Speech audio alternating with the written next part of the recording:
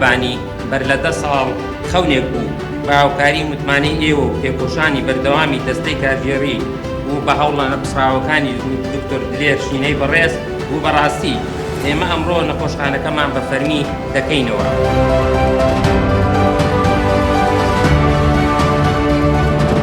خۆشحاڵین ئەمڕۆ جارێکتر ئامادەین لەکردنەوەی نەخۆشخانەیەکی نوێ لە پایتەختی هەرێمی کوردستان لە شاری هەولێر و بە شێوازێکی مۆدرن و بە بیر و بۆچوون و بە ڕوانگەیەکی نوێ کە ئەویش بە ناوی نەخۆشخانەی میهرەبانیە.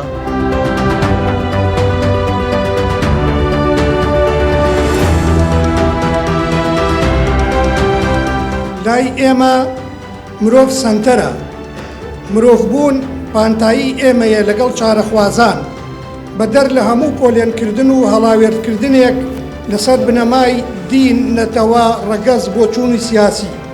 بۆیە لەم دیدگایەوە نەخۆشخانەی میهرەبانی بە هەمان دووری یەکسان لە هەمووانەوە نزیکە.